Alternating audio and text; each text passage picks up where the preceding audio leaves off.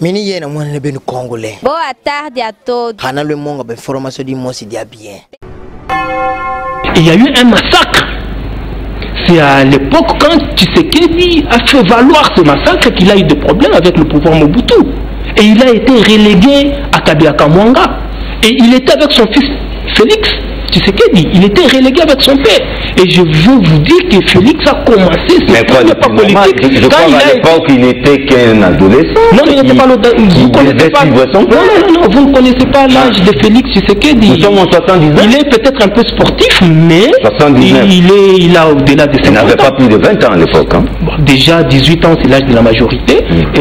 Il était relégué avec son père dans le Kabila Mwanga. C'est un combattant de la première heure. Et si aujourd'hui, il assumait de hautes fonctions comme ministre des Affaires étrangères à l'UDPS pendant au moins 10 ans, il a été dans toutes les réunions sur le plan international. En fait, c'est tout ce qu'on peut retenir de son CV jusque-là. Non, mais attends, si vous voulez bien, on peut vous conduire, vous allez le voir, vous allez parler de son CV, il n'y a pas de souci. Mais seulement, il n'est pas un néophyte. Aujourd'hui, si jamais l'UDPS est désigné et que le rassemblement l'a doublé, il est capable de bien conduire le gouvernement de transition qui devra absolument nous conduire aux élections générales. Donc, je demande aux gens de ne pas créer des choses périphériques inutilement. Le pays est dans l'impasse, on n'a pas pu organiser les élections, mettons-nous ensemble et faisons bien. Merci M. Kamboulou. Je crois que je reviendrai à vous pour savoir connaître les mécanismes par lesquels ces gouvernements vont entrer en fonction parce que vous êtes juriste avocat. Je prends rapidement un autre maître juriste avocat, il s'agit de maître Patrick Mutombo. Il est membre du Rassemblement aussi et personnalité alliée à Etienne Tshisekedi. Bienvenue maître. Merci John. Alors maître, les profils du prochain chef du gouvernement. Avant de répondre à votre question, John, permettez-moi de saluer les différentes intelligences sur ce plateau. Le débat est houleux et à son niveau, donc il n'est pas facile de répondre après, d'intervenir après tout ce que j'appelle échantillon de la matière grise que nous avons au Congo. Mais vous voulez savoir ce que peut être le profil du Premier ministre. La chose la plus importante ici, moi comme membre du Rassemblement, tout ce que je peux dire, c'est que à l'unanimité, on s'est accordé pour que cette place revienne, que ce poste revienne à l'UDPS. Mais c'est ici également le lieu de rappeler que l'UDPS n'est pas au soir de sa vie.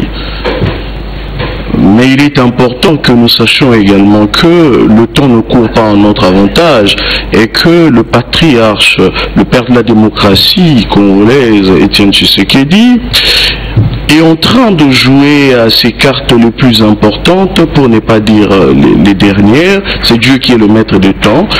Alors, il est très important de savoir que ce que nous allons faire, ce que l'UDPS fera, dépendra de la suite, de sa survie politique. Je suis écœuré de constater que, alors que les autres partis de l'opposition, du Rassemblement, laissent aisément ce poste à l'UDPS, mais les guerres sont intestines, c'est-à-dire au sein de l'UDPS, où vous voyez, il y a des campagnes qui se font. Voilà, donc au sein d'une même composante, où vous voyez sur internet des gens pour Félix qui disent Félix ou rien. Sans Félix, pas de primature. Et vous voyez l'autre, Moubak, qui dit non, non, non, c'est Moubak parce que Moubak, lui, a les mains blanches et il n'a rien à reprocher. Kabila n'a rien à le reprocher concernant Ibiza et Venise. Alors, je crois que ce comportement est en train de trahir la confiance que nous témoignons au patriarche Etienne Tshisekedi. Parce que aux hommes sages, les hommes sages se réserveraient de toute critique et laisseraient le président Etienne Tshisekedi faire son choix. Et aujourd'hui, moi, personnellement, je ne soutiens pas la candidature de Félix Tshisekedi. Contrairement à Maître. Oui, non, il ne l'a pas dit en tout cas, mais s'il le dit, il voit aucun inconvénient. S'il le dit, il a même défendu. Écoutez, cher ami, nous sommes dans un état de droit. Et l'UDPS, c'est un parti qui a lutté pour la démocratie dans ce pays. Je peux vous rappeler ici toutes les étapes que l'UDPS a connues dans sa carrière. Je peux vous rappeler aujourd'hui. Tout le monde Non, je ne dis pas tout le monde comme Félix. Félix, c'est un grand monsieur, dynamique, il a eu à faire des exploits, mais c'est à ça, en fait, cette manière d'insister uniquement sur le nom de Félix reviendrait à dire que les seuls critères qui prépondérant, qui concourent au passage de Félix Tshisekedi au poste de Premier ministre serait le fait qu'il porte le nom de Tshisekedi. Alors, vous êtes d'avis, une certaine opinion penserait que il faudra plutôt proposer 3, là la majorité a parlé de 7 noms. Alors il appartiendra au chef de l'État, dans son choix, dans son pouvoir discrétionnaire, de jeter son dévolu sur la personne de son choix. Je ne suis pas contre. Peut-être c'est la solution aussi. Je ne suis pas contre le fait que le patriarche Étienne Tshisekedi propose un seul nom.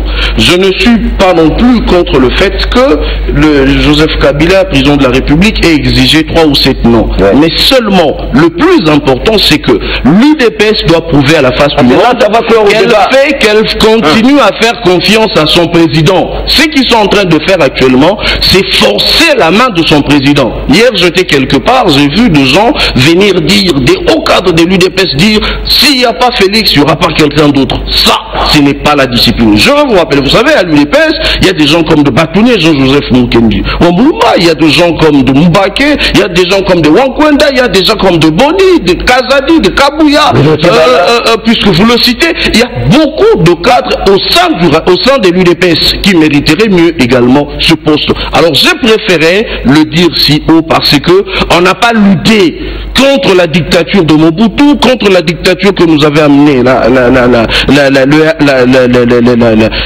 l'AFDEL et M. Kabila. Toute cette dictature, on n'a pas lutté contre ça pour avoir peur de dire que on ne peut pas accepter Félix. C'est ici le lieu de dire, par exemple, moi je préférerais que nous tablions sur les critères. Premier ministre, candidat Premier ministre, le cursus académique, candidat Premier ministre, la loyauté, candidat Premier ministre, fidélité, intégrité. Candidat Premier ministre, intégrité, fidélité. Vous comprenez? Donc, vous savez que certains noms, dit pas des stagiaires, hein? Certains noms qui sont cités aujourd'hui s'entremêlent dans beaucoup d'histoires d'immoralité.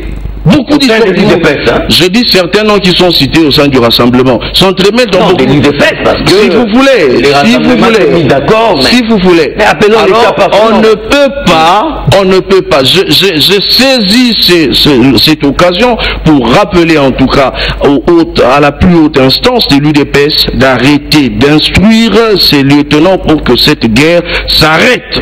La décision revient au président Étienne Tshisekedi et nous allons savoir si réellement il a la possibilité de sauver ce parti en proposant quelqu'un d'autre, de plus mieux, de plus compétent et qui ne révélerait pas au fait l'hérédité, justement. Merci beaucoup. Mettre les principes vers ceux que la parole tourne. Nous prenons d'abord la réaction de M. Marcel Bakanga. Oui, je vais dire à Maître Jean Kamboulou et à Maître Gabin. Maître Géry, excusez-moi. Et je vois pas comment. Il faut être sérieux. Je demande toujours aux hommes politiques congolais d'être sérieux et à la nouvelle génération surtout. Parce que je vois très mal le dialogue convoqué avec une base juridique, une ordonnance présidentielle, et l'autre qui n'avait pas une ordonnance présidentielle, et avec l'ordonnance présidentielle, la conclusion s'imposait aux hommes politiques congolais, et après ils vont nous dire, sans base juridique, cette solution s'impose à eux. Vous ne voyez pas qu'il y a une contradiction? Vous venez de dire le pays est en faillite et tout, mais comment changer des acteurs maintenant? Parce que le pays est en faillite. Vous disiez l'IDPS, mais l'actuel, il est de l'IDPS. Je ne vois pas comment l'auto-exclusion est juridique. Prouvez-moi comment l'auto-exclusion est juridique. Parce qu'il n'a jamais écrit « j'ai démissionné, je parle de l'IDPS ». Si on parle de on veut dire qu'il faut que ce soit une personne de l'IDPS, il est de l'IDPS. Pourquoi on veut faire des élections, on veut vraiment faire des élections, on va changer des acteurs politiques maintenant. Parce qu'on va les changer au mois de mars. En principe, ça va aller jusqu'au mois de mars. Et la CENI finit son enrôlement au mois de juillet. Vous pensez qu'à 6 mois, vous êtes capable d'organiser les élections? Moi, je crains que l'opposition puisse se foutre dans la merde et regretter après. Je crois.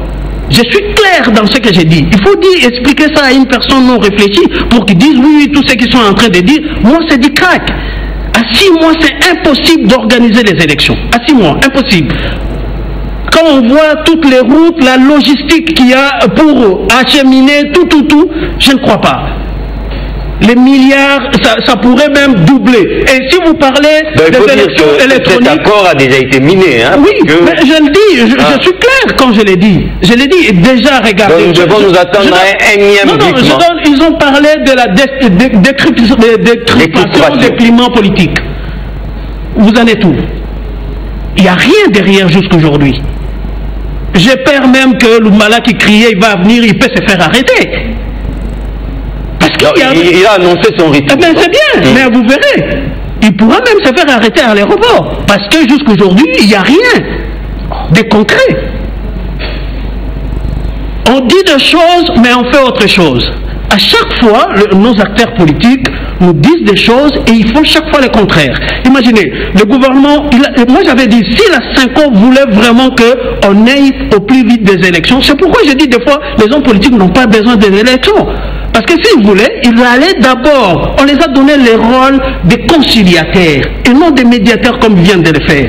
Ils allaient rapprocher les points de vie. Rien que les choix du Premier ministre les divisent. Ils allaient rapprocher les points de vie, prendre l'opposition qui était à l'Union africaine et le rassemblement, déjà avoir un dialogue direct, discuter, avoir un point de vue pour aller à la majorité et mettre tout ensemble. Sinon, tout de suite, Samy aurait démissionné parce qu'il aurait eu ses comptes dans cette discussion. Il faut avoir son compte, M. Samy. Mais aujourd'hui, il ne se retrouve pas. Lui doit nécessairement se retrouver. Mais ils sont toujours comme ça. Alors que c'est la nation qui est concernée. Regardez, ils ont particularisé une chose qui concerne la nation. Les arrangements particuliers. Vous ne voyez pas un peu? Ça réduit la chose à une classe. Ça, c'est dangereux pour la population. C'est la mise en œuvre de cet accord. L'accord en soi, c'est les principes. Regardez, mais comment mettre en musique ces principes? Je vous dis, regardez combien le nombre de partis politiques qui sont en train de se plaindre aujourd'hui. Il n'y a pas eu ces brèches que l'accord de la 5 a laissé pour les autres partis. Là-bas, il n'y a pas d'article 24. Ah non. Imaginez, vous mettez les autres de côté et vous vous dites, nous voulons nous arranger, nous voulons... Non. Moi, je ne suis pas en train de faire l'intox, je suis en train de donner de la réflexion. Parce que vous changez le gouvernement au mois de mars. La CENI finit son enrôlement au mois de juillet. Donc, vous commencez à organiser les élections, vous prenez les choses, ça va être au mois d'août. Vous pensez qu'à 5 mois, 6 mois, vous organisez une élection dans tout le territoire de la RDC? Pas une seule élection, ce sont des élections couplées, présidentielles, même si c'est le vote électronique, le vote électronique, vous envoyez votre vote et les codes. Les serveurs aussi, s'il n'y a pas de courant, ça donne quoi? Même si le vote électronique, ça va donner beaucoup de problèmes. Merci Marcel. Il faut être sérieux et responsable. Merci beaucoup. M. le Président Kindoula, une intervention à ce stade du débat? Écoutez, quand j'entends Marcel en train d'insister sur l'ordonnance présidentielle qui doit convoquer les dialogues, base juridique, et quand je l'entends en train de parler de ceux qui étaient à la cité de l'IA, qu'on devrait réconcilier avec ceux qui sont à la CENCO, j'ai l'impression que le pays ici appartient à ceux qui étaient à la cité de l'IA et à ceux qui sont à la CENCO. Mais nous sommes 80 millions d'habitants. Je ne sais pas pourquoi lui-même ne pense pas que nous aussi on devait les consulter, mais il pense que ceux qui étaient à la cité de l'IA ou bien ceux qui sont à la CENCO, ils sont plus congolais que lui. Et moi je veux lui dire que l'ordonnance là, il n'y a pas de dialogue, il n'y a qu'un seul dialogue qui a été convoqué par cette ordonnance qu'il aime beaucoup. Et c'est ça qui continue. On est en train d'échanger des acteurs et des facilitateurs. peut-être que la première méthode n'a pas réussi, maintenant on passe à la deuxième méthode et c'est ça qui continue. Bon, moi, c'est fixé sur les individus, c'est vouloir penser que le pays appartient à un groupe de gens. Et moi, je pense que nous n'en sommes pas là. Que ça puisse aller jusqu'à mars, que ça puisse aller jusqu'à juillet ou en décembre, les Congolais ont besoin de trouver une solution. La solution était déjà là, on ne l'a pas voulu, parce qu'au sortir des Sun City, on a trouvé une solution et on a eu une constitution. On a fait des élections en 2006 sans problème, en 2011 sans problème. C'est pas pourquoi aujourd'hui ça pose des problèmes. C'est plutôt ces gens-là qui n'ont pas organisé des élections qui sont responsables de la situation qu'ils sont en train de vivre, mais nous n'allons pas brûler, comme l'a dit Maître Géry ici à côté, parce que l'enfant a mis le feu sur la maison, on les jette dans la maison pour qu'ils meurent. Nous sommes Congolais, nous devons savoir trouver des solutions pourvu que le Congo avance et que le peuple congolais trouve satisfaction. Aujourd'hui, nous disons que nous avons failli à nos responsabilités et aujourd'hui nous cherchons comment sauver le meuble. Je reviens sur le mot sauver le meuble parce que tout a été déjà détruit, il faut sauver ce qui reste à sauver. Je voudrais un peu intervenir sur les choix du Premier ministre. Oui, oui. Moi je pense que dans ce pays, nous ne devions plus parler des diplômes. Les diplômes ont failli. Hein? Nous ne pouvons plus parler des diplômes parce qu'on a tout essayé avec tous les diplômes. On a eu vraiment des gens qui ont étudié dans des grandes universités avec d'autres Africains, avec des Blancs, mais quand ils sont rentrés en République démocratique du Congo, ils sont devenus méconnaissables.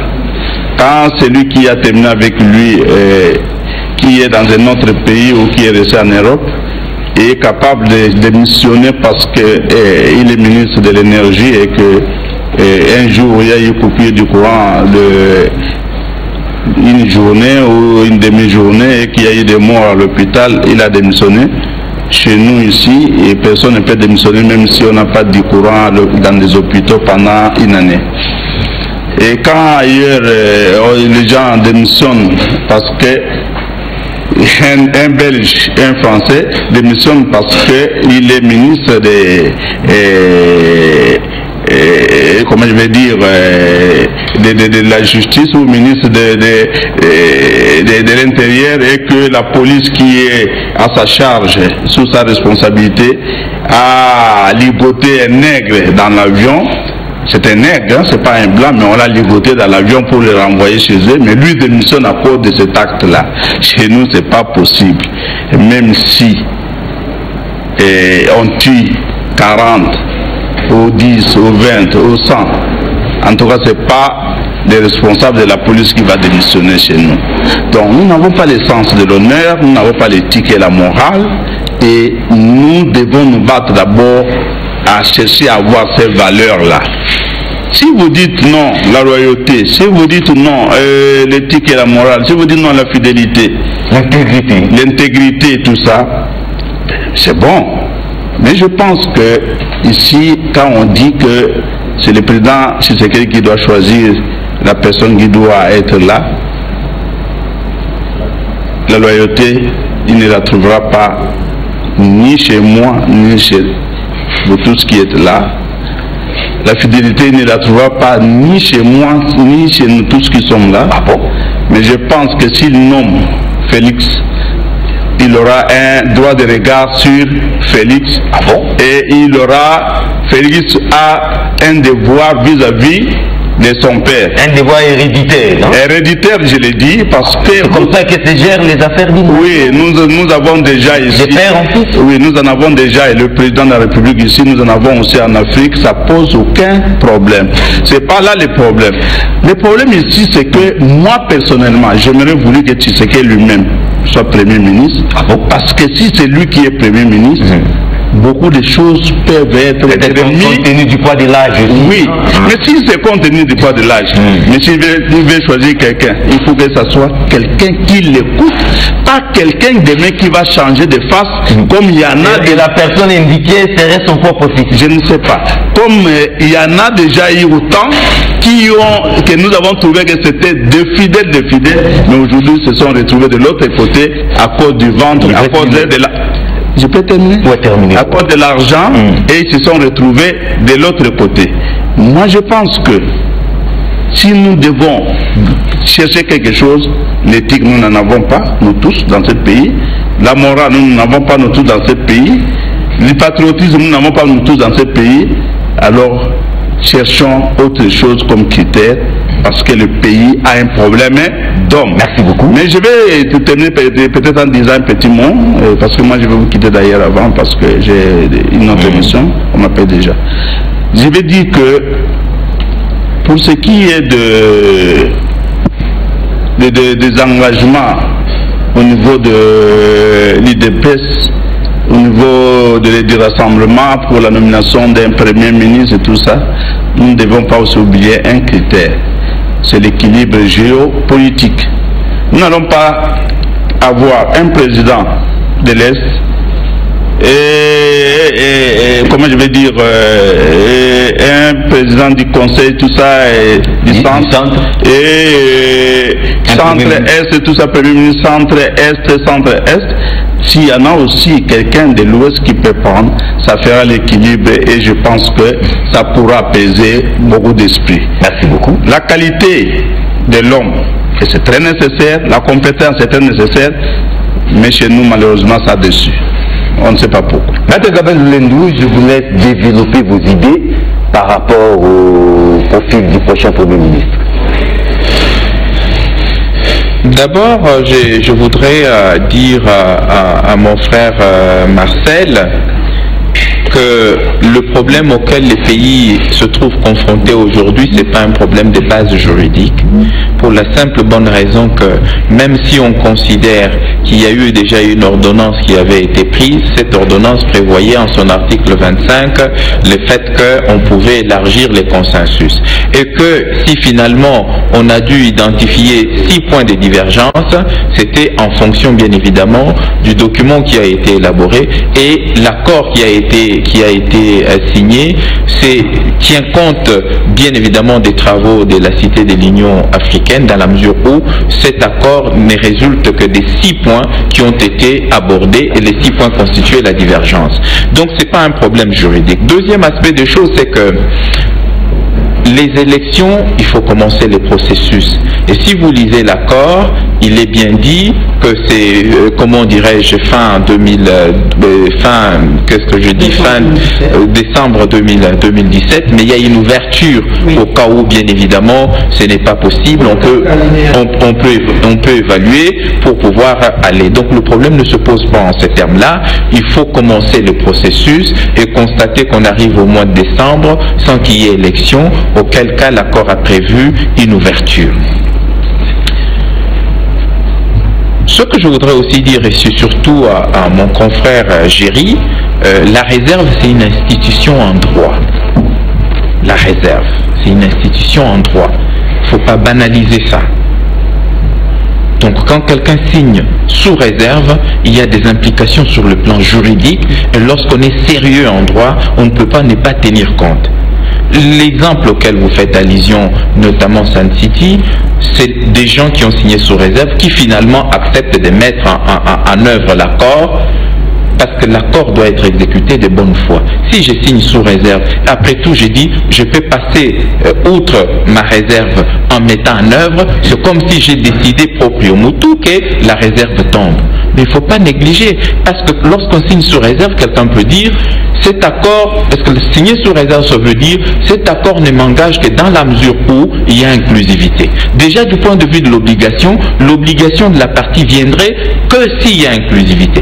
Si on n'est pas de bonne foi, la partie peut dire, je ne suis pas engagé par cet accord parce que la condition pour que cet accord m'engage était qu'il y ait inclusivité. Or, il n'y a pas eu inclusivité. C'est dans ce sens que nous disons, si en principe, dans la façon d'agir politique de la majorité présidentielle, on se rend compte qu'ils ont passé outre leurs réserves et qu'ils décident de bonne foi de mettre en œuvre l'accord, le problème ne se posera pas. Mais quand vous êtes avec des gens, vous ne savez pas qui est de bonne foi, qui n'est pas de bonne foi. C'est pour cette raison qu'il ne faut pas négliger. J'ai dit au cas où on passait outre la réserve, ceux qui continuent à dire que nous ne sommes pas engagés par l'accord du centre interdiocésain vont quand même avoir un peu de problème dans la mesure où, que ce soit l'opposition, que ce soit la société civile, l'accord a été signé avec la majorité. Dès lors que la majorité signe un nouvel accord, ça veut dire en toute logique, au nom du principe de la postériorité et l'antériorité, l'accord antérieur est tombé, ne lie plus la majorité présidentielle. Et dès que l'accord ne lie plus la majorité présidentielle, on est en droit de se poser la question de savoir ceux qui resteraient seraient engagés par quel accord, parce que la partie principale à cet accord-là ne sera plus engagée par cet accord-là.